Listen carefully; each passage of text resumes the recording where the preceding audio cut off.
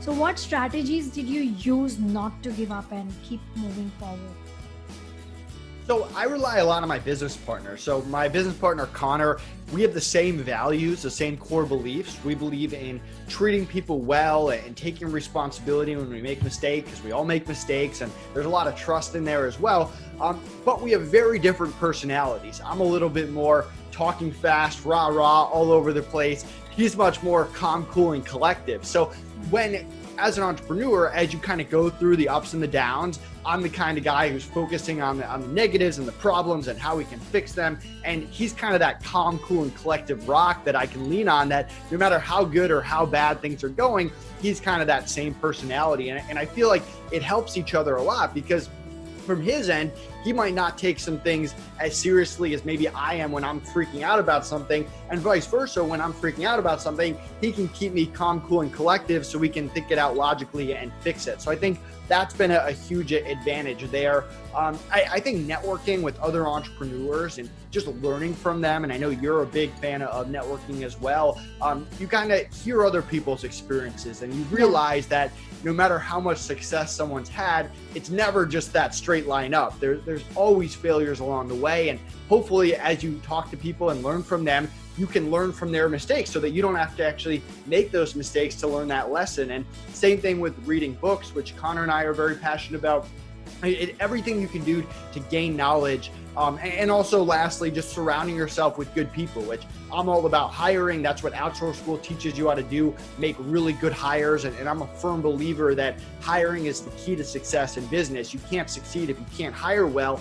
And by being able to surround yourself with really smart, diverse people who think differently than the way that you think, that helps you problem solve and helps you overcome a lot of those downs as an entrepreneur. That's amazing.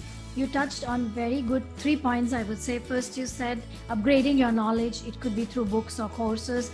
And then you said proximity, right? Being surrounded by right people. And one more point you made, I'm trying to think now what you were saying. Business partner. Business partner, yeah. So relying or hiring. You were also talking about hiring right people. I think it's very important to have a right team, like you said, not depending on one person solely, but having somebody taking care of your account, somebody taking care of your marketing, somebody taking care of your design, and somebody taking care of your different departments, I would say. That's amazing. I think entrepreneurs need to know this as they're scaling up. It's important that they have right kind of proximity, right people around them. So network with people who are ahead of them so they can keep learning and growing, and read books. I'm starting another book called Buy Then Build. So it's all about buying businesses and mergers and acquisitions. So I try to spread myself out there and learn different skills that I can actually apply to my business. So you don't finish one book at a time. You can read 3 books at a time, is it? I do. I usually read one book and have one audiobook going at the same time. So if I'm driving, I listen to the audiobook. If I'm home, I'm reading. And then whenever I finish, I start a new one or the other. Interesting. What's your favorite quote? Because you are into reading, and I'm sure you would have come across few quotes, which at least one quote which has stuck with you. So my favorite quote, and the one that stuck with me, actually came from my mom, not from my book. So she said, work hard, play hard. She's been telling me that since I was little. And I mean, when I'm working, I'm going all out. When I'm playing sports or at the gym, I'm going all out. When I'm hanging out with friends, I'm having a blast. So just being present, going all out in everything you do. And it's something that I really live by to this day.